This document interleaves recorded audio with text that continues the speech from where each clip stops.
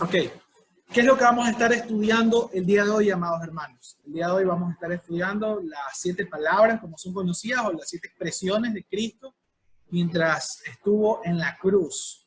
De estas 7 expresiones, el día de hoy vamos a estar estudiando las 4 primeras y el próximo domingo vamos a estar estudiando las 3 últimas. Usted ahí en su pantalla puede ver las 7 expresiones con sus debidas referencias bíblicas. Básicamente estas 7 expresiones las encontramos en el capítulo 23 de Lucas. Si usted ve, hay 3 expresiones que las encontramos en el capítulo 23 de Lucas, en el capítulo 19 de Juan, otras 3 expresiones, y en Mateo, capítulo 27 también. Así que en esos 3 capítulos es donde nos vamos a centrar básicamente en este estudio de las 7 palabras o las 7 expresiones de Cristo en la cruz. Estudiaremos una a una su significado y estaremos indagando en otros versículos que son de apoyo para entender un poco más lo que Jesús nos quiso enseñar a través de esto. ¿Sí? Vamos a empezar con la primera expresión, la primera palabra de Jesús. Ok, la primera está en Lucas capítulo 23, versículo 24. Así que me gustaría, por favor, que me acompañen su Biblia a Lucas capítulo 23, versículo 24, por favor. Lucas capítulo 23, versículo 24.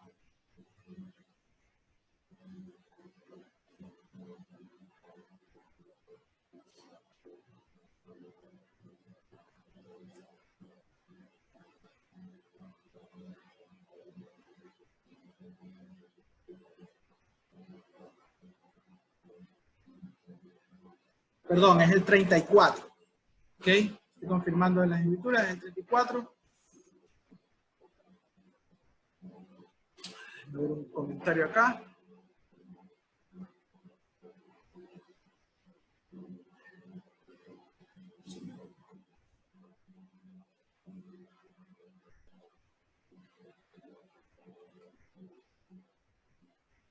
Ok, Luis Enrique me dice que es el 34. Sí, vamos a estar leyendo. Estaba mal ahí en la diapositiva. Ok, vamos a leer Lucas capítulo 23, versículo 34. Dice así, el versículo 34. Vamos a leer, por favor, desde el 33 al 35 para entender un poquito mejor el contexto. Y cuando llegaron al lugar llamado de la calavera, le crucificaron allí. Y a los malhechores, uno a la derecha y otro a la izquierda. Versículo 34. Y Jesús decía, Padre, perdónalos, porque no saben lo que hacen. Y repartieron entre sí sus vestidos, echando suertes. Y el pueblo estaba mirando. Y aún los gobernantes se burlaban de él, diciendo, a otros salvó, sálvese a sí mismo, si este es el Cristo, el escogido de Dios. Bueno, aquí encontramos una expresión de Jesús en el versículo 34, está mal ahí en la diapositiva, el versículo 34, donde dice Jesús, Padre, perdónalos que no saben lo que hacen. Lo primero que notamos es que Jesús hace una oración al Padre, una oración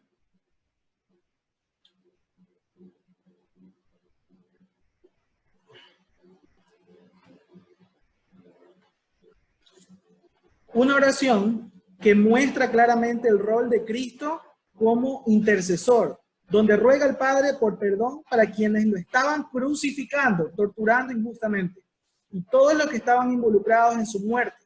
Vamos a ver lo que dice Isaías capítulo 53, versículo 12. Isaías capítulo 53, versículo 12.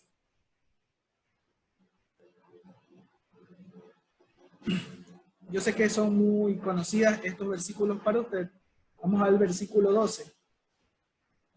Dice, por tanto, yo le daré parte con los grandes y con los fuertes repartirá despojos, por cuanto derramó su vida hasta la muerte y fue contado con los pecadores, habiendo él llevado el pecado de muchos y orado por los transgresores. Mire cómo Isaías 53 de alguna manera profetiza cómo Jesús incluso había o estaba orando por los transgresores, por aquellos que lo estaban matando y lo estaban martirizando en ese momento. Y en Isaías 53 se da una profecía acerca de esto. Encontramos cómo proféticamente se narra cómo él oraría por los transgresores, y esto nos dice mucho del corazón compasivo de Jesús, porque a veces creemos que Cristo solamente vino a morir, mas déjeme decirle que Él vino para mostrarnos quién era Dios y mostrarnos su amor y su compasión. Y eso es algo que nosotros a veces creemos y siempre lo estamos repitiendo. La muerte de Cristo nos limpia el pecado, y en la muerte de Cristo nos muestra su perdón. Pero mucho más allá del acto de morir, está cómo Cristo va a la muerte. Y en esta expresión vemos expresado el corazón de Jesús en cuanto a la misericordia de Dios y en cuanto a cómo Él, aún en medio de tener enfrente a quienes lo estaban en cierta medida matando injustamente, Él en ese momento decide orar por ellos, orar por los transgresores y mostrar su amor y compasión. Primera de Timoteo, capítulo 2, versículos 4 y 6. Primera de Timoteo, capítulo 2, versículos 4 y 6. Dice lo siguiente. 4 al 6. El cual quiere que todos los hombres sean salvos y vengan al conocimiento de la verdad. Porque hay un solo Dios y un solo mediador entre Dios y los hombres, Jesucristo, hombre, el cual se dio a sí mismo por rescate por todos, de lo cual se dio testimonio a su debido tiempo.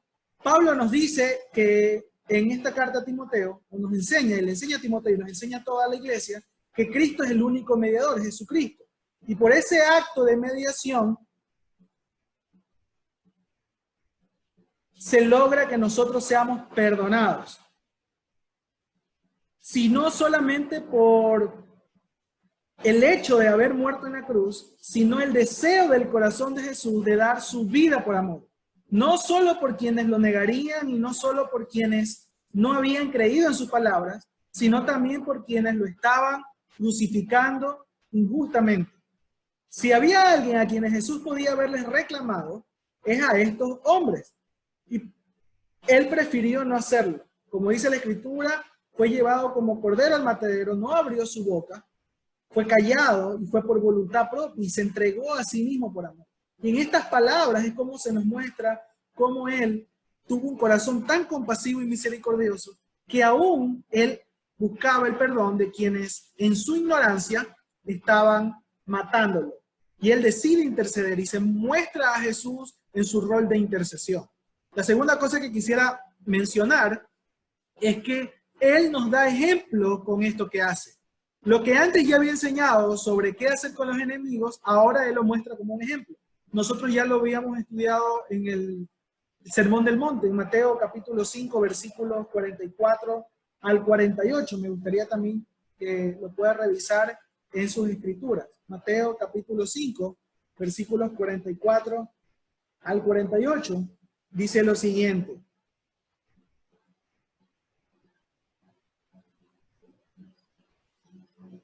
Pero yo os digo, amad a vuestros enemigos, bendecid a los que os maldicen, haced bien a los que os aborrecen, y orad por los que ultrajan y os persiguen, para que seáis hijos de vuestro Padre que está en los cielos, que hace salir su rol sobre malos y buenos, y que hace llover sobre justos e injustos. Porque si amáis a los que os aman, ¿qué recompensa tendréis? ¿No hacen también lo mismo los publicanos? Y si saludáis a vuestros hermanos solamente, ¿qué hacéis de más? ¿No hacen también así los gentiles? Sed pues vosotros perfectos como vuestro Padre que está en los cielos es perfecto. Jesús ya nos había enseñado en el Sermón del Monte que Él nos estaba enviando a amar a vuestros enemigos. Y esto yo creo que es una muestra práctica de esta enseñanza. Hasta ese tiempo, aunque ya habían confabulado para poder matarle, no lo habían logrado y no habían sometido a su cuerpo a el martirio. Sin embargo, en esta ocasión estaba crucificado y en la cruz él decide pronunciar estas palabras y pedirle al Padre que perdonase a aquellos que estaban matándolo injustamente. Entonces, en esta ocasión, él no solamente se muestra como intercesor rogando al Padre, sino que también él da ejemplo de algo que nos había mandado hacer a nosotros, y era el amar a nuestros enemigos. Cuando él dijo, perdónalos, que no saben lo que hacen, él también estaba pidiendo su propia crucifixión. En otras palabras, él decía, Padre, perdónalos y condéname. Miren lo que dice Primera de Juan, capítulo 2, versículo 2. Primera de Juan, capítulo 2, versículo 2, dice, y Él es la propiciación por nuestros pecados, y no solamente por los nuestros, sino también por los de todo el mundo.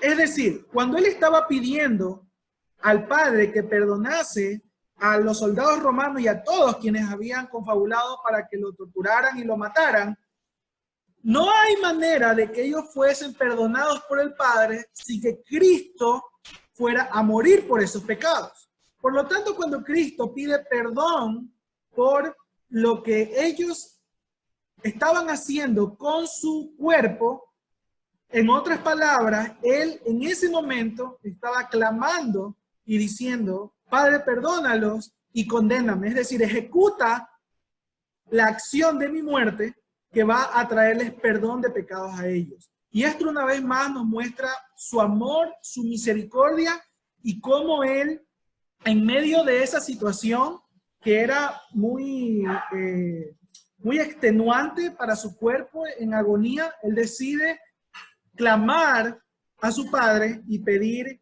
que fuesen perdonados estas personas que lo estaban matando injustamente. Y efectivamente, comprobamos que Dios sí escuchó la oración, porque luego que Cristo murió, la Biblia entera narra cómo el Espíritu Santo llegó para traer seguridad de salvación a todos aquellos que se arrepentían, ponían su fe en Cristo Jesús y sus pecados eran perdonados, como Él lo había asegurado. Así tuvieron la oportunidad los soldados romanos, todos los judíos que habían confabulado para poder matarlo, tuvieron la oportunidad de ser salvos con la muerte de Cristo. Y aquellos pudieron arrepentirse y poner su fe en el Señor. Aunque por ignorancia ellos habían cometido el acto más atroz, que era matar a Jesús, necesitaban el perdón de Dios por medio del arrepentimiento y la conversión. Si usted ve luego lo que pasa en Hechos, por ejemplo, si nos vamos a Hechos capítulo 2, versículo 37, Hechos capítulo 2, versículo 37, dice, al oír esto, se compungieron de corazón y dijeron a Pedro y a los otros apóstoles, varones hermanos, ¿qué haremos? Pedro les dijo, arrepentíos y bautícese cada uno de vosotros en el nombre de Jesucristo para perdón de los pecados y recibiréis el don del Espíritu Santo, porque para vosotros es la promesa y para vuestros hijos y para todos los que están lejos, para cuanto el Señor, nuestro Dios, llamare. Y con otras muchas palabras testificaba y les exhortaba, diciendo, sed salvos de esta perversa generación. Así que los que recibieron su palabra fueron bautizados y se añadieron aquel día como 3,000 personas. Este grupo de 3,000 personas eran judíos y precisamente eran personas que habían gritado en algún momento, crucifícalo, crucifícalo, y habían sido parte de este complot para poder matar a Jesús.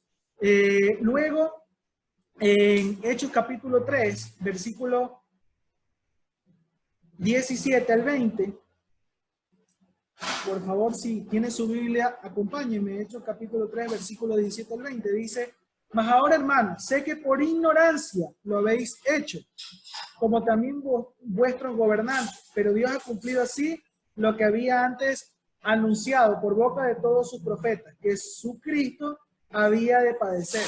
Así que arrepentíos y convertíos para que sean borrados vuestros pecados, para que vengan de la presencia del Señor tiempos de refrigerio. Y Él envía a Jesucristo, que os fue antes anunciado. Vemos una vez más cómo se expresa por medio de los apóstoles llenos del Espíritu Santo que estos hombres habían, en su ignorancia, matado al Cristo. Y ellos estaban exponiendo que ese Cristo al cual ellos habían matado, o se habían confabulado para matarlo, junto con los sacerdotes y con los soldados romanos, o la autoridad romana, estos hombres necesitaban un arrepentimiento y una conversión genuina, y necesitaban poner su fe en Cristo Jesús, en ese mismo hombre que habían asesinado. Y ahora ellos tenían la oportunidad para ser salvos, pero esa oportunidad de ser salvos solamente vino a causa de la muerte de Cristo. Es decir, esta expresión de Jesús, donde dice, Padre, perdónalos porque no saben lo que hacen, es decir, Padre, perdónalos por su ignorancia, es un clamor de Jesús que nos muestra a Cristo como intercesor, rogando al Padre por quienes lo estaban torturando injustamente y por quienes también habían confabulado para matarlo y quienes estaban involucrados en esto, y nos muestra con su ejemplo el perdón que nosotros tenemos que tener para con los enemigos, de manera que él en ese momento, cuando gritaba perdónalos, cuando exclamaba perdónalos, también estaba pidiendo su propia muerte, porque solamente a través de su muerte entonces ellos iban a tener la oportunidad de ser salvos a través del arrepentimiento y la fe. Y si yo pudiese resumir esta primera expresión o esta primera palabra o esta oración de Jesús diciendo, Padre, perdónalos porque no saben lo que hacen, yo la resumiría con la palabra misericordia. Misericordia. Aquí Cristo nos muestra una vez más su misericordia en esta oración, rogando por misericordia por quienes de alguna manera lo habían matado o lo estaban matando en ese momento injustamente. Muchos se preguntan por qué Jesús no perdonó a estos hombres, por qué no dijo, como lo había hecho en otras ocasiones, yo los perdono. Hay muchas personas que cuestionan esto y por qué dicen Jesús en ese momento pidió al Padre que los perdone y no fue Él el que los perdonó. Y una de las pocas explicaciones que se encuentran a esto es que en ese momento Cristo no estaba en la tierra literalmente. Él había sido suspendido en la cruz. Estaba entre la tierra y el cielo tomando nuestro pecado y fue nuestro sustituto, nuestro representante. Y no estaba en el mismo lugar de autoridad con el que perdonaba pecados como antes ya lo había hecho. Ahora era como uno de nosotros, colgado en la cruz en su rol de intercesión y sometiéndose al quebrantamiento de Dios por el pecado de esos hombres y el pecado de nosotros. Entonces, nosotros debemos entender y debemos valorar estas palabras de Cristo como quien clama por misericordia para aquellos que en ese momento lo mataban, y también ese perdón que se extiende por parte del Padre a través de la muerte de Cristo, se extiende también para nosotros. Ok, ahora vamos a analizar la segunda expresión de Cristo Jesús en la cruz. Esta la encontramos en Lucas capítulo 23, versículo 43. Lucas capítulo 23,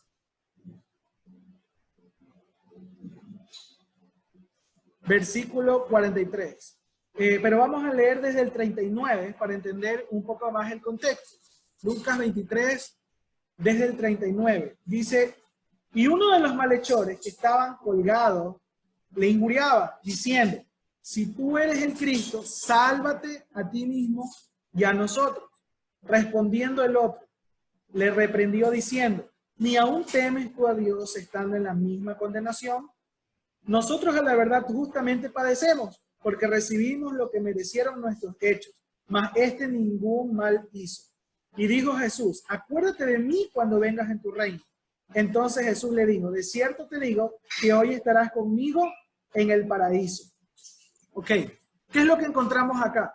Encontramos que aunque Cristo estuvo en medio de dos pecadores, de dos malhechores, de dos asesinos colgados en la cruz, y ellos vieron todo lo que le hicieron injustamente a él, uno de ellos creyó en que él era el Mesías. Y en ese instante, en ese mismo instante, Jesús le promete salvación. Vamos a leer Juan capítulo 12, versículo 32 y 33. Juan capítulo 12, versículo 32 al 33. dice, y yo, si fuera levantado de la tierra, a todos atraeré a mí mismo. Y decía esto dando a entender de qué muerte iba a morir. Es decir, él, al ser levantado de la tierra en una cruz, dice que él iba a atraer a todos hacia sí mismo, y esto lo explicaba dando a entender su muerte. Nosotros encontramos en la Escritura que la muerte de Cristo permite que las personas pudiesen ser partícipes del arrepentimiento. Sin embargo, aunque la Biblia es clara en que todos tienen oportunidad de salvación, también es clara en que solamente aquellos que creen y reconocen su señorío, entonces serán salvos. Es decir, existe una oferta genuina para todos, pero solo es válido para aquellos que creen y aquellos que se arrepienten. Aquellos que han puesto su fe en él, entonces serán salvos. Y eso lo encontramos en varios versículos de la Escritura. Es una verdad central de las Escrituras. El pecador reconoció quién era Cristo, sin demandar señales para creer, ni pidió que salve su cuerpo, sino su alma. Si nosotros leemos bien, nuevamente, Lucas 23, si leemos desde el versículo 35, dice, y el pueblo estaba mirando, y aún los gobernantes se burlaban de él, diciendo, a otro salvó, sálvese a sí mismo. Si este es el Cristo, el escogido de Dios. Es decir, había muchas otras personas, aparte de los dos ladrones alrededor, otras personas que estaban observando, y dice que se estaban burlando, y una de las cosas que le gritaban era que se salve a sí mismo. Si a otro salvó, ¿por qué no se salva a sí mismo? Dice que también los soldados le escarnecían acercándose y presentándole vinagre y diciendo, si tú eres el rey de los judíos, sálvate a ti mismo. Es decir, no solamente los judíos que estaban ahí observando, sino también los soldados decían que, o le pedían una señal acerca de que se salvase a él mismo, que se bajase de la cruz. Y dice, había también sobre él un título escrito en letras griegas, latinas y hebreas, este es el rey de los judíos. Y uno de los malhechores que estaban colgados le injuriaba diciendo, si tú eres el Cristo, sálvate a ti mismo y a nosotros. Si tú eres el Cristo, sálvate a ti mismo y a nosotros. Respondiendo el otro le reprendió diciendo, ¿y ni aún temes tú a Dios estando en la misma condenación? Bueno, uno de los malhechores le dice, como le habían dicho los soldados y como le habían dicho los otros judíos que estaban alrededor, si tú eres el Cristo, sálvate a ti mismo. Es decir, por 3 ocasiones, y luego el malhechor termina nuevamente haciendo énfasis en esto, diciéndole, una señal grandiosa, si ya lo habías hecho con otras personas, al salvarlas en cuanto a la muerte, había resucitado a personas, había salvado de enfermedades catastróficas, a las personas, había sacado demonios de las personas. En esta ocasión les decía, bueno, si ya lo hiciste por otros, y si eres realmente tu Cristo, entonces sálvate. Y el otro ladrón, bueno, de alguna manera le contradijo y le dijo, ¿ni aún temes tú a Dios estando en la misma condenación? Entonces vemos cómo este pecador, reconociendo que era Cristo, mientras que el uno le estaba pidiendo una señal, el otro reconoce que no había temor en el corazón de quien le pedía que hiciese ese acto milagroso, y reconoce algo que es importantísimo en el versículo 41. Dice, nosotros a la verdad justamente padecemos, porque recibimos lo que merecieron nuestros hechos, mas ningún mal hizo. Es decir, reconoció quién era él delante del Señor. Él había hecho algo que merecía la muerte, y también reconoció que Jesús no había hecho ningún mal. Es decir, lo reconocía como alguien que no merecía estar en la cruz, y se reconocía el malhechor a sí mismo como alguien que sí debía padecer por lo que había cometido. Y termina diciendo, y dijo a Jesús, acuérdate de mí cuando vengas en tu reino. Es decir, este malhechor no es como el otro, el que le pide señales para que si era el Cristo se salve a sí mismo, sino que no le pide que le salve su cuerpo, sino que le pide que salve su alma, porque le dice, acuérdate de mí cuando vengas en tu reino. Y eso bastó para que Jesucristo le respondiera y le dijera, de cierto te digo que hoy estarás conmigo en el paraíso. Ese acto de reconocer el pecado que había en sí mismo, por lo cual era culpable de estar en esa cruz, haber reprendido al otro por la falta de temor, aún estando a punto de morir, y haberle dicho a Jesús que se acuerde de sí cuando venga en su reino, es decir, no estaba pidiendo por su cuerpo, sino por su alma. Porque si no lo hubiese dicho, ok Jesús, si no te puedes salvar a ti mismo, sálvame a mí. Al menos permíteme, yo creo que eres el Mesías, pero al menos permíteme tener vida para yo poder hacer muchas cosas en tu nombre. No, él reconoció que estaba pagando justamente por las fechorías que había hecho, pero al mismo tiempo reconoce que Jesús podía salvar su alma y le estaba pidiendo que se acuerde de él cuando venga en su reino.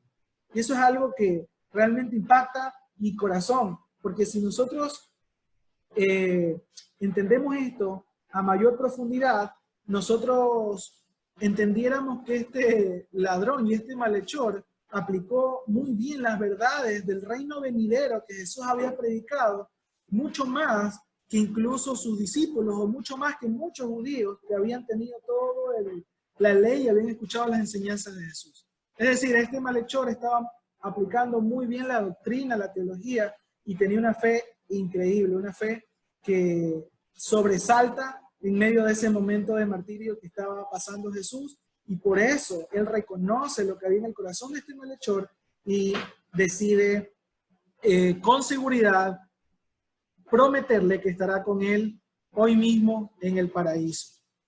Este hombre creyó en el reino venidero, aunque las circunstancias parecían adversas. Si nosotros nos vamos a Mateo, capítulo 26, versículo 56, nosotros encontramos lo siguiente. Mateo, capítulo 26, versículo 56. Dice lo siguiente.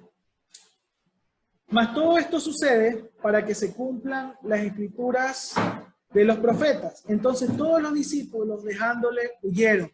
En ese momento, sus discípulos habían huido. En ese momento, las circunstancias eran muy adversas. En ese momento, cuando Cristo estaba siendo crucificado, todos, o por no decir la mayoría, quienes habían estado junto a él, habían huido.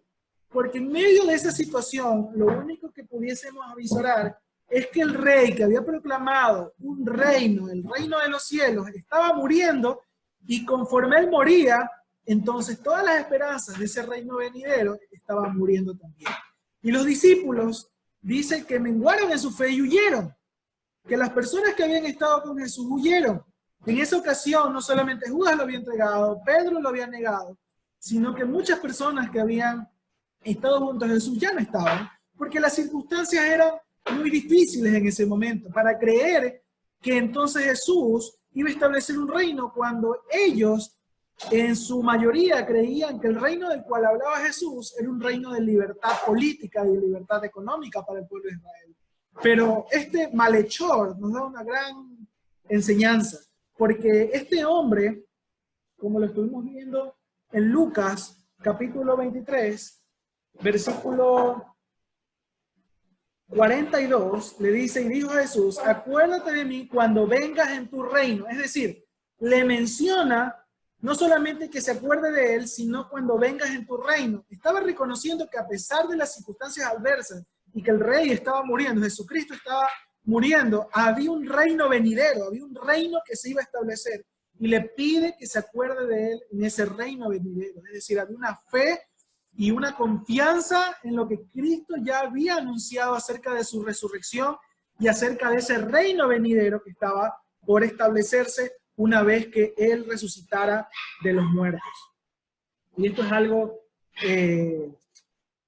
que nosotros pudiésemos aprender incluso de este malhechor. La fe y la confianza que Él tuvo en las promesas que Cristo Jesús dio mientras Él estuvo predicando por mucho tiempo acá en la tierra. Jesús le contesta, de cierto te digo, que significa te aseguro. Es decir, una expresión de seguridad. Donde había certeza absoluta. Y dice que mucho de cómo la conversión, es inmediata. Y dice mucho acerca de su conversión, de la inmediatez de esa conversión. Y dice también de la seguridad de esa conversión. Cuando un pecador se arrepiente de corazón, y ciertamente en ese momento, este malhechor reconoció quién era él y quién era el Cristo, Jesús le promete salvación. Jesús le dice, de cierto te digo, es decir, con seguridad te digo que hoy estarás conmigo en el paraíso. Y no solamente le promete salvación, sino que le promete su compañía en el paraíso, porque le dice, hoy estarás conmigo en el paraíso. Con este concepto se cae, por ejemplo, las ideas que se tienen acerca del purgatorio o de un estado medio que le permite al ser humano poder encontrar descanso para su alma, para luego, en un tiempo postrero, poder acercarse al reino celestial o acercarse al paraíso. Con esto se cae ese tipo de enseñanzas, porque Cristo es muy explícito en decir que en ese mismo día iba a salvar su alma. Y con esto se borra también la creencia que es necesario ciertos ritualismos para que un pecador sea perdonado. Solamente se necesita una fe genuina. Si fuese necesario, entonces, algún tipo de ritualismo lo hubiese bajado de la cruz para que haga ciertas actividades ministeriales o se someta a estos actos que nosotros le llamamos cristianos o religiosos. Pero no, a cambio de eso le ofrece y le asegura algo mejor. Jesús le asegura su salvación y su compañía en el paraíso. Segunda de Corintios, capítulo 12, versículo 2 al 4, dice lo siguiente. Acompáñame por favor a Segunda de Corintios, capítulo 12, versículos 2 al 4.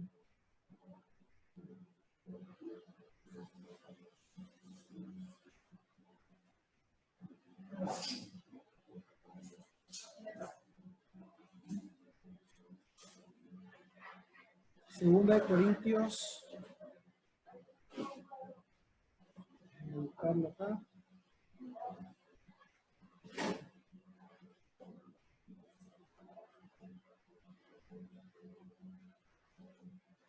Ok, Segunda de Corintios, capítulo 12,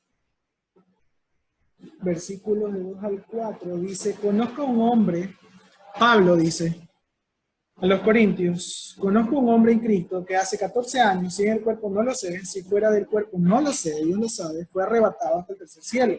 Y conozco a tal hombre, sin el cuerpo, fuera del cuerpo no lo sé, Dios lo sabe, que fue arrebatado al paraíso, donde oyó palabras inefables que no le he dado al hombre expresar. Y Pablo reconoce que hay un paraíso o hay una tercer cielo, como él lo llama, donde está Cristo. Y bueno, y muchos teólogos dicen, y otras versiones también dice que fue Pablo mismo el que fue arrebatado hasta allá para poder tener una revelación más íntima por parte de Dios. En Filipenses capítulo 1, versículo 23, dice Pablo, porque de ambas cosas estoy puesto en estrecho, teniendo deseo de partir y estar con Cristo, lo cual es muchísimo mejor. Una de las cosas que deja Pablo clara en sus cartas es que si él partiría, él se fuera a un lugar donde estaría muchísimo mejor y donde estaría con Cristo. Es decir, luego de que esto pasara con este malhechor, luego Pablo lo certifica, o por así decirlo, lo ratifica en sus enseñanzas. Pablo dice, bueno, si yo partiera, estoy muchísimo mejor porque estaría con Cristo Jesús. Y Pablo mismo habla acerca, en 2 Corintios, como ya lo leímos, de ese tiempo en el cual él fue arrebatado, dice, no sé si en el cuerpo o en su alma, al tercer cielo, al paraíso donde está Cristo Jesús. Entonces, ¿por qué he traído a colación estos versículos donde Pablo habla de este tercer cielo? Porque cuando vemos estas enseñanzas, entonces nosotros sabemos que lo que Cristo prometió a este malhechor no era algo figurado, no era algo metafórico, no le estaba diciendo que solamente su alma iba a encontrar un descanso. Algunas personas piensan que luego de la muerte, entonces su alma duerme, otros que reencarnan, otros que el alma es totalmente aniquilada. Pero la Biblia dice que Jesús prometió hoy mismo que estaría con él. Y eso nos debe bastar para entender que luego que termine nuestra vida, estaremos en un lugar donde se dice paraíso, la morada de Dios o el tercer cielo, en un lugar donde estaremos junto a Dios. Y eso nos debe bastar a nosotros para tener la seguridad que Él nos ha prometido a través de su salvación y de su muerte.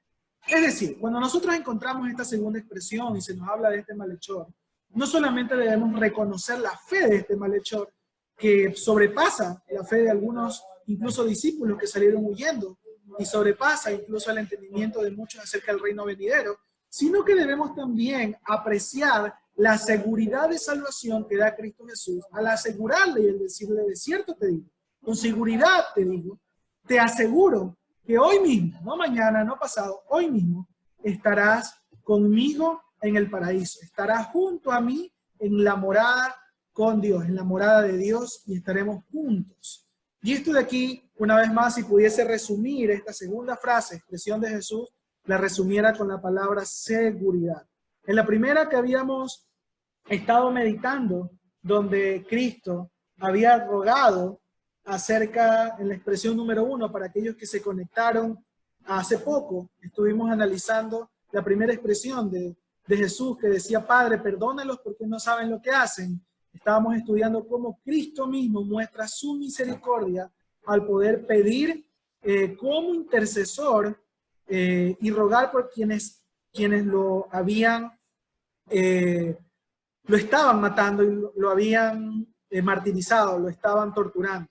Y encontramos que una de las cosas que nos llama la atención muchísimo, me llama la atención muchísimo, es cómo él, al pedir perdón, entonces él estaba pidiendo su propia crucifixión, su propia condenación, porque solamente a través de su crucifixión y de su muerte, entonces ellos encontrarían perdón. Este es el mayor acto de misericordia que nosotros encontramos en las Escrituras, la muerte de Cristo Jesús. Y en medio de esta oración, él muestra esa misericordia una vez más.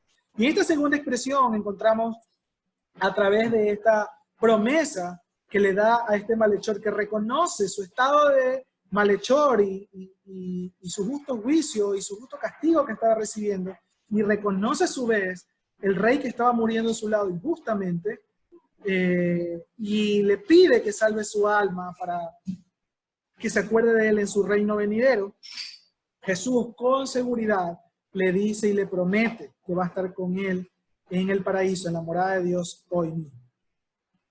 Ok, y entremos a estudiar un poco la tercera expresión de Jesús mientras estaba en la cruz. Nosotros la encontramos en Juan capítulo 19. Juan capítulo 19, versículos 26 al 27. Juan capítulo 19, versículo 26 al 27. Dice, cuando vio Jesús a su madre y al discípulo a quien él amaba, que estaba presente, dijo a su madre, mujer, he ahí tu hijo. Después dijo al discípulo, he ahí tu madre. Y desde aquella hora el discípulo la recibió en su casa. Mire, en esta expresión nosotros pudiésemos decir, o nosotros pudiésemos ver cómo Jesús por tercera ocasión no se preocupa por sí mismo.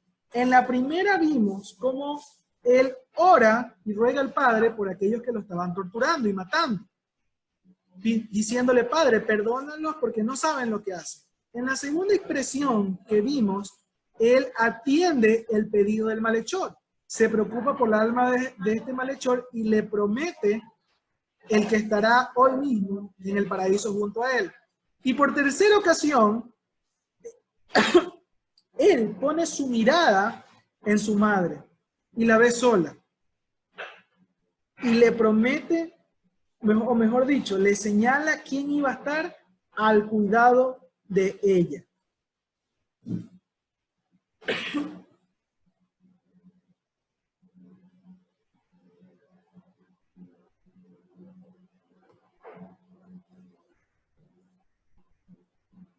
Voy a leerles la pregunta de Bárbara y la voy a contestar.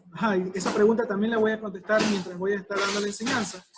¿Por qué, si Jesús tenía hermanos, por qué entregarle su custodia a Juan? Sí la voy a contestar, Barbarita, gracias por la pregunta. La voy a estar contestando mientras voy a estar tocando este punto. Hay algo que nosotros tenemos que reconocer, y es que mientras Jesús está en la cruz, como vimos por tercera ocasión,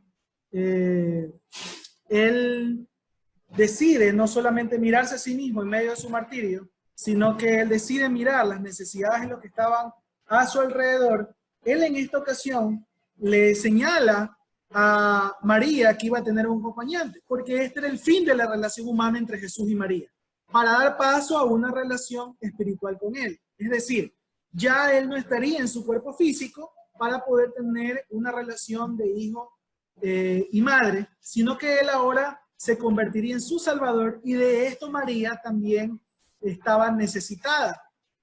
No como hay algunas enseñanzas y algunas doctrinas que enseñan que María nunca pecó y que ella no tuvo necesidad de un Salvador. Ella sí tenía necesidad de un Salvador, y en esta ocasión lo que Jesús estaba haciendo era de alguna manera terminar esa relación humana para comenzar una relación espiritual que aún incluso para María era necesaria. Porque ella también era pecadora y necesitaba de un Salvador. Mateo capítulo 12, versículo 46 al 50. Me gustaría que lo pueda revisar conmigo. Mateo capítulo 12, versículo 46 al 50. Dice, mientras él aún hablaba a la gente, he aquí su madre y sus hermanos estaban afuera y le querían hablar. Y le dijo uno, he aquí tu madre y tus hermanos están afuera y te quieren hablar. Respondiendo él al que le decía esto, dijo, ¿quién es mi madre y quiénes son mis hermanos? Y extendiendo su mano hacia sus discípulos, dijo, he aquí mi madre y mis hermanos. Pero todo aquel que hacía la voluntad, porque todo aquel que hacía la voluntad de mi Padre, que está en los cielos, ese es mi hermano y hermana y madre. Entonces, vemos en primer lugar acá que María sí tuvo más hijos. En el versículo 46 dice que María, su madre, y otros hermanos estaban afuera queriendo hablarle. Y él dice que extiende su mano y él señala a sus discípulos y a quienes estaban escuchando y reconoce que la relación que él tenía con sus discípulos era una relación que estaba de alguna manera o era prioritaria para él en ese momento, la relación que estaba teniendo espiritualmente con estas personas. Y esto era el inicio de lo que nosotros ahora conocemos como la iglesia.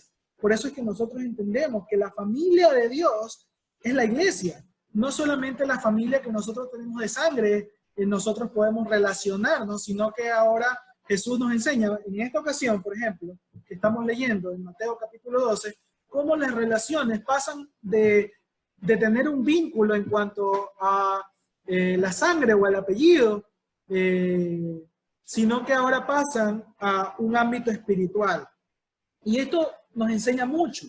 ¿Por qué? Porque como les decía, Jesús designa a Juan, su discípulo, como hijo para que cuidara a su madre y le asignó la responsabilidad de velar por sus necesidades de esta mujer.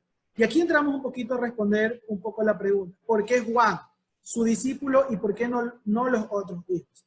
Tomándonos el primer punto, si nosotros entendemos que la relación que Jesús estaba tomando como prioridad por encima de su grado de relación sanguínea con su madre y sus hermanos, era una relación espiritual que él había traído a la tierra. Entonces entendemos que ya no era, en primer lugar, necesario que sea un hijo de sangre el que tuviera María, para empezar. Y en segundo lugar, en Efesios capítulo 6, versículo 2, nos recuerda una vez más la Biblia que hay un mandamiento con promesa, que es el honrar a padre y a madre. Hay un mandamiento, el honrar a los padres y a las madres. Marcos capítulo 6, versículo 2, si tiene por favor Biblia, acompáñenme. Marcos capítulo 6, versículos del 2 al 6, dice lo siguiente. Y llegando el día de reposo, comenzó a enseñar en la sinagoga, y muchos, oyéndole, se admiraban y decían, ¿de dónde tiene estas cosas? ¿Y qué sabiduría es esta que les da? ¿Y estos milagros que por sus manos son hechos? ¿No es este el carpintero, hijo de María? Escuchen, hermano de Jacobo, de José, de Judas y de Simón. ¿No están también aquí con nosotros sus hermanas? Y se escandalizaban de él. Mas Jesús les decía, no hay profeta sin honra sino en su propia tierra, y entre sus parientes y en su casa. Y no pudo hacer allí ningún milagro, salvo que sanó a unos pocos enfermos poniendo sobre ellos las manos. Y estaba asombrado de la incredulidad de ellos, y recorría las aldeas alrededor enseñando. Mire, tome en consideración que los hermanos, que no fueron pocos, según acá, dice que en ese momento María al menos tuvo 4 hijos, se nombran a 4 hermanos de Jesús, y se dice que tuvo hermanas, o sea, es decir, en plural, al menos habían 2 hermanas, es decir, él tenía 6 hermanos, se escandalizaban de él, y en ese tiempo dice que, y él hace la referencia de que no hay profeta sin honra sino en su propia tierra, y entre sus parientes y en su casa, y no pudo allí hacer ningún milagro, salvo que sanó a unos pocos enfermos poniendo sobre ellos las manos, y estaba asombrado de la incredulidad de ellos. Estaba asombrado de la incredulidad de ellos. Entonces muchos estudiosos dicen, bueno, realmente lo que estaba pasando era que sus hermanos no habían creído en Cristo Jesús. Sus hermanos, aunque eran hermanos de sangre y se relacionaban en cierta medida a Jesús y por ocasiones lo escuchaban o incluso querían hablar con él, no sabemos los motivos, pero querían relacionarse con él, Jesús no reconoce que ellos tuvieran una fe genuina y lo hubiesen reconocido como el Mesías. Más bien reconoce en esta porción que estamos leyendo en Marcos 6, que ellos seguramente fueron de aquellos que no creyeron y que ellos tenían una incredulidad acerca de quién era él. Entonces vemos por segunda ocasión cómo estos hermanos de Jesús no eran lo que nosotros pensaríamos como hijos obedientes, temerosos del Señor, creyendo en Cristo Jesús, que pudiesen cuidar de María de una manera especial, que la pudiesen acercar cada vez más hacia la fe genuina en el Salvador, sino que encontramos a hijos que eran hasta cierto punto incrédulos en cuanto a la fe. Muchos de los estudiosos, teólogos y gente que quiere entender por qué Jesús dijo esto y le encargó a Juan y no a sus otros hermanos, dicen, entendemos que fue porque Juan era un discípulo cercano a él y había una relación estrecha espiritual entre Juan y Jesús. De manera que Juan entendía claramente lo que significaba honrar al padre y a la madre y entendía el significado de lo que ya vamos a tocar en el tercer punto, de lo que significaba una familia en la fe, una familia por la cual tienes que estar dispuesto a dar tu vida por tus hermanos. Juan, capítulo 7, versículo 5, una vez más habla de los hermanos. Juan, capítulo 7, versículo 5, dice, porque ni aún sus hermanos creían en él, ni aún sus hermanos creían en él más explícitamente. Entonces, una de las respuestas que se da por qué Jesús vela por la necesidad de su madre y no asigna a uno de los hermanos para que la cuide, es porque Juan era una persona temerosa que entendía más claramente, y bueno, con la venida del Espíritu Santo iba a tener mayor revelación acerca de el cuidado que debía haber dentro de la iglesia, la familia de Dios, donde cada uno iba a encontrar relaciones que iban a ser incluso más estrechas que la que muchas veces tenemos con familiares incrédulos. En el tercer punto complemento la idea y la termino. Jesús nos enseña y nos da esperanza de cómo nuestras necesidades familiares se encuentran cubiertas una vez que hemos dejado todo para seguirlo. Y esa necesidad es cubierta por su iglesia. En Hechos 20, capítulo 28, dice lo siguiente.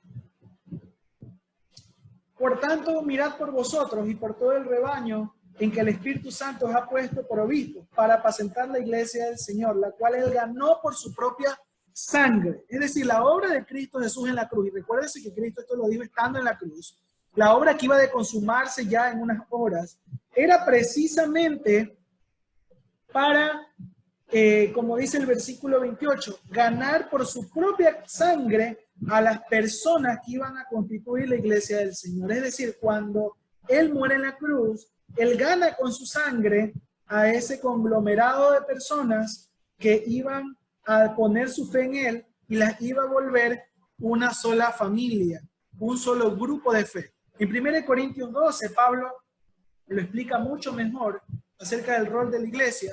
1 Corintios, capítulo 12, versículos 20 al 26, dice lo siguiente. Pero ahora son muchos los miembros, pero el cuerpo es uno solo. Ni el ojo puede decir a la mano, no te necesito, ni tampoco la cabeza a los pies. No tengo necesidad de vosotros. Antes bien, los miembros del cuerpo que parecen más débiles son los más necesarios. Y aquellos del cuerpo que nos parecen menos dignos, a estos vestimos más dignamente. Y los que en nosotros son menos decorosos, se tratan con más decoro. Porque lo que en nosotros son más decorosos no tienen necesidad. Pero Dios ordenó el cuerpo dando más abundante honor al que faltaba, para que no haya desaveniencia en el cuerpo, sino que los miembros todos se preocupen los unos por los otros. Repito esta expresión, Reina Valera, versículo 25, 1 Corintios 12. Sino que los miembros todos se preocupen los unos por los otros.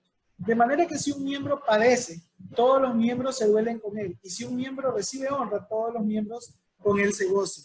Y aquí yo quisiera resumir con una palabra esta expresión de Jesús, diciéndole a esta mujer y señalándole a quién iba a cuidar de ella como su hijo, y a su discípulo,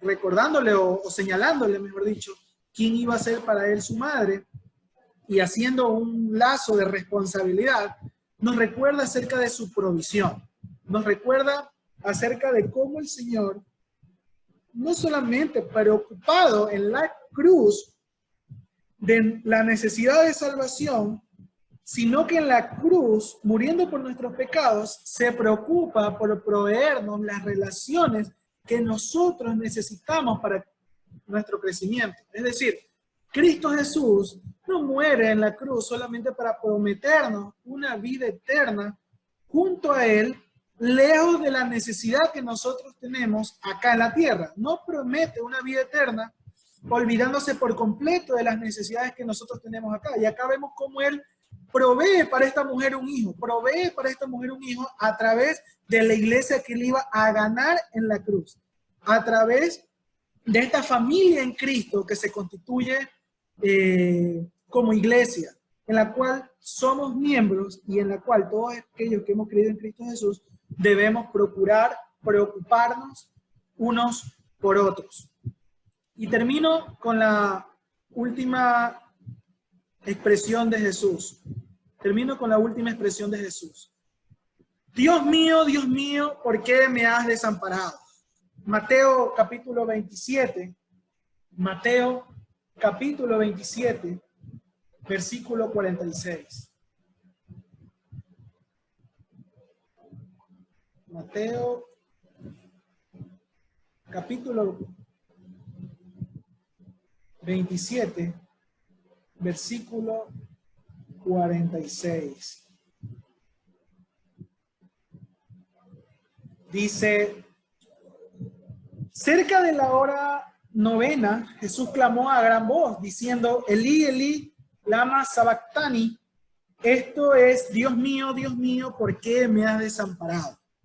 En esta ocasión nos encontramos como Jesús ya no alza su voz o exclama al Padre acerca de la necesidad de otros, sino que da una expresión, en primer lugar, no diciéndole Padre, a quien ya le había dicho Padre en ocasiones anteriores, sino reconociéndolo como su Dios. Y haciendo una pregunta que pareciera un cuestionamiento. ¿Por qué me has desamparado? Dios mío, ¿por qué me has desamparado? Para muchos estudiosos de la Biblia y para muchos teólogos, piensan en esta expresión y la verdad es que muchos callan en cuanto a su significado y en cuanto a cómo puede ser posible que Jesús, estando en la cruz, pudiese sentirse desamparado de quien había sido su padre y de quien había estado por toda su vida junto a él, de quien había recibido consolación y fuerzas para soportar todo lo que significaba el martirio de la cruz. Y muchos dicen, esta es una expresión muy oscura, es una expresión muy difícil de entender. Y es verdad. Jesús acá exclama un profundo clamor pidiendo explicaciones de por qué había sido desamparado. Un grito desolador difícil de entender para nosotros. Es verdad. Es verdad que nosotros cuando leemos esto nos pudiésemos cuestionar de por qué Jesús en primer lugar no dice Padre, sino que exclama a su Padre como un Dios, el cual ya no estaba cercano a él, y lo resalta diciendo, ¿por qué me has desamparado? ¿Por qué me has abandonado? Y me gustaría que volvamos a Isaías 53 y leamos los versículos 10 y 11. Isaías 53, versículos 10 y 11.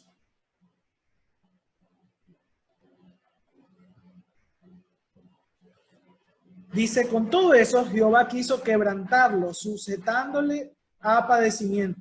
Cuando haya puesto su vida en expiación por el pecado, verá linaje, vivirá por largos días y la voluntad de Jehová será en su mano prosperada. Verá el fruto de la aflicción de su alma y quedará satisfecho. Por su conocimiento justificará a mi siervo justo a muchos y llevará las iniquidades de ellos. Una de las cosas que nosotros vemos aquí en Isaías 53 es que dice que Jehová quiso quebrantarlo sujetándole a padecimiento. ¿Por qué?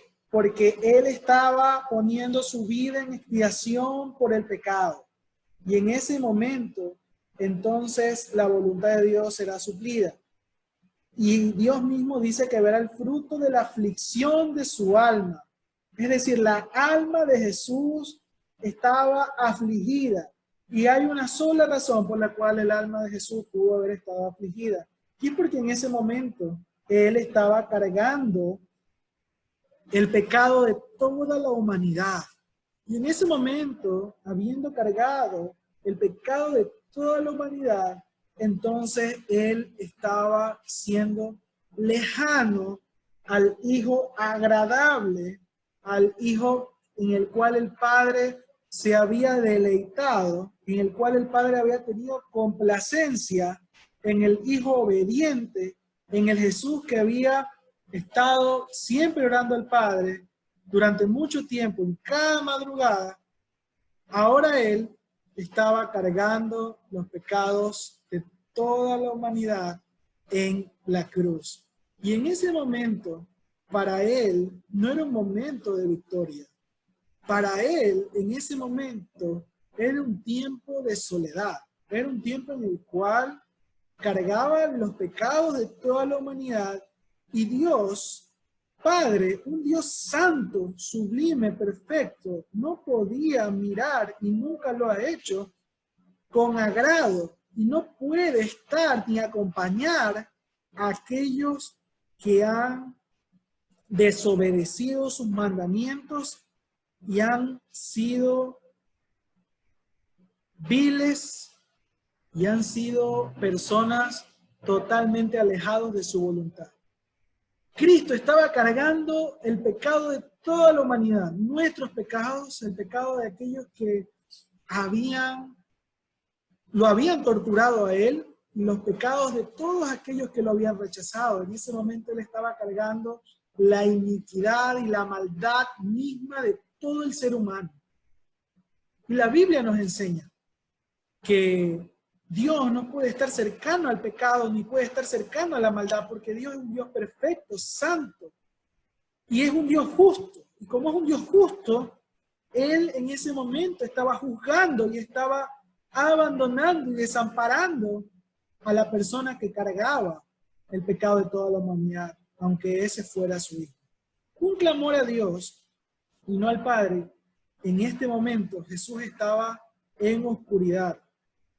En este momento ese clamor era hacia Dios y no a su Padre, en quien él había tenido tanto unidad y regocijo por tanto tiempo. Y se había quedado solo y abandonado y en oscuridad. Si nosotros nos vamos al Salmo 22, no lo voy a leer por cuestión de tiempo, pero me gustaría que lo lea usted en su casa. En el Salmo 22 encontramos cada una de las cosas que nosotros encontramos del padecimiento de Cristo en la cruz. Y en el Salmo 22 encontramos cómo a través de las palabras del salmista David se expresan, y muchos dicen, bueno, esto fue en la etapa de la persecución de David a causa de Saúl, pero mucho más allá de eso encontramos alrededor de 7 expresiones que tienen que ver con la muerte de Cristo Jesús. Y comienza desde el versículo 1, la misma expresión, Dios mío, ¿por qué me has desamparado? Es decir, este Salmo 22 fue un salmo profético que señala los padecimientos de Cristo Jesús en la cruz. Si usted lee todo el Salmo 22, va a encontrar aquí cómo hasta cierto punto David reconoce el padecimiento de Cristo Jesús que iba a suceder muchos años después y proféticamente los pronuncia y encajan muy bien con lo que Cristo padeció en la cruz. Me gustaría que después lo revise, pero proféticamente esta expresión ya había sido escrita y señalada por David en el Salmo 22. En Lucas capítulo 23, dice lo siguiente. Lucas 23, versículos 44 al 45. Dice lo siguiente: cuando era la hora sexta, hubo tinieblas sobre toda la tierra hasta la hora novena, y el sol se oscureció, y el velo del templo rasgó por la mitad. Dice que desde la hora sexta hasta la hora novena hubo tinieblas, hubo oscuridad. Muchos teólogos también coinciden en que cuando hubo oscuridad en la tierra, y pasaron desde la hora sexta hasta la hora novena, 3 horas de oscuridad, fue cuando Jesús pronunció estas palabras. Fue cuando Jesús dijo y se sintió y expresó su soledad y cómo él había sido desamparado. También me gustaría que pueda revisar en Deuteronomio 31, versículos 16 al 18, cómo Dios habla a Moisés y le dice que, me gustaría revisarlo de una vez, porque me parece que es importante. Deuteronomio capítulo 31, versículo 16 al 18, antes de terminar, dice: y Jehová dijo a Moisés, aquí tú vas a dormir con tu padre, y este pueblo se levantará y fornicará tras los dioses ajenos de la tierra, a donde va para estar en medio de ella, y me dejará e invalidará mi pacto que he concertado con él. Y se encenderá mi furor contra él en aquel día, y los abandonaré, y esconderé de ellos mi rostro, y serán consumidos, y vendrán sobre ellos muchos males y angustias. Y dirán en aquel día: no me han venido estos males porque no está mi Dios en medio de mí.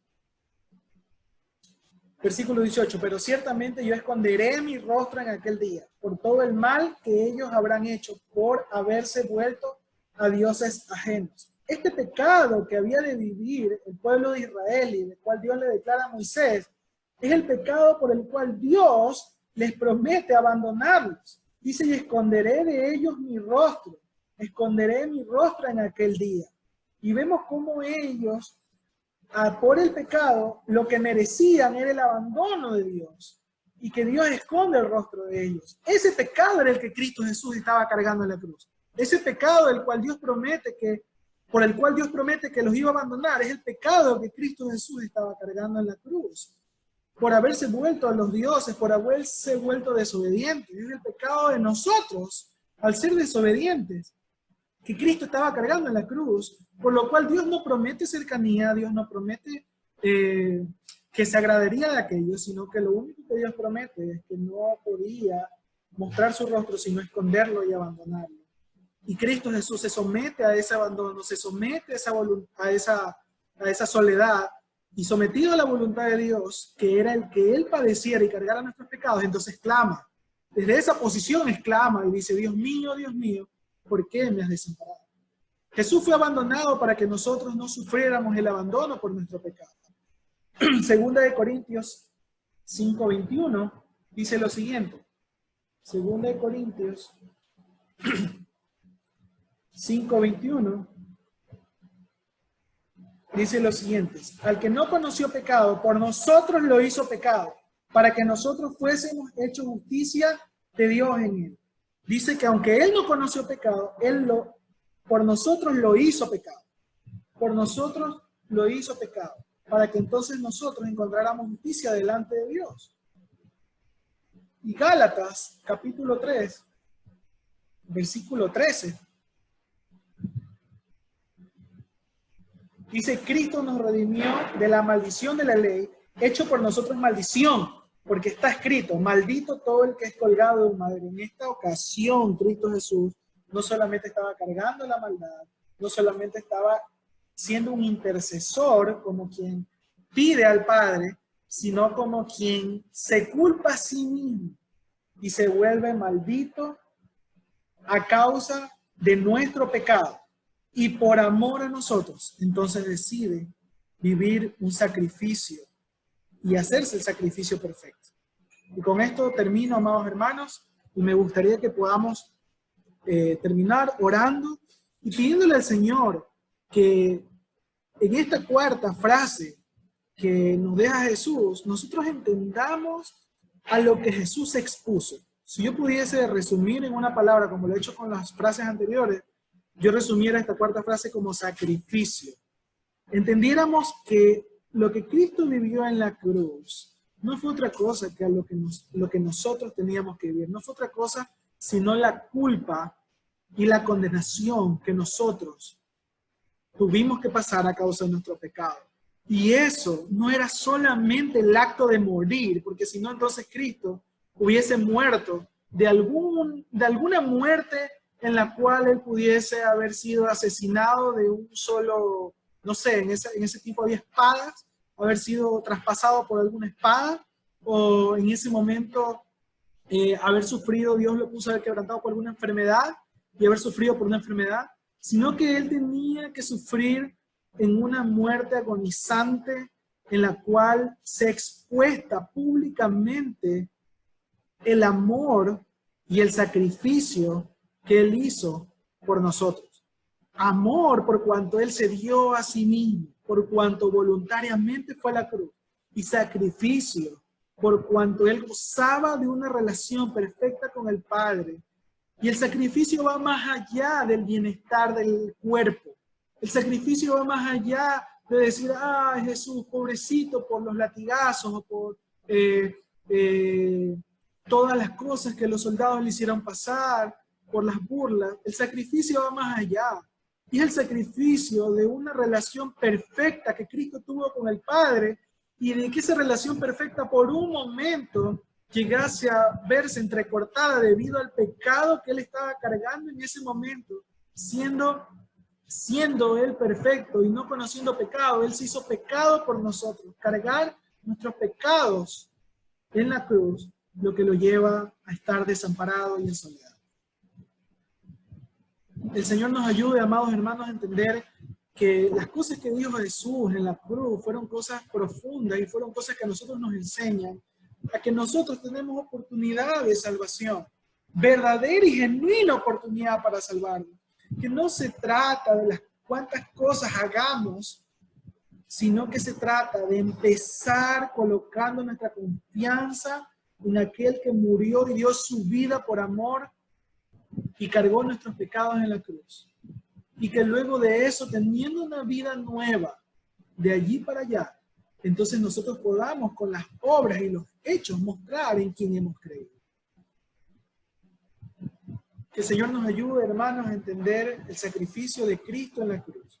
Y nos ayude a entender que cada una de estas expresiones de Jesús nos enseñan de que Él fue el sacrificio perfecto, mostrando la misericordia que había en su corazón para con toda la humanidad, aún con quienes Él, con merecimiento justo, debió haberles reclamado a los soldados que lo estaban matando. Él no, Él cayó.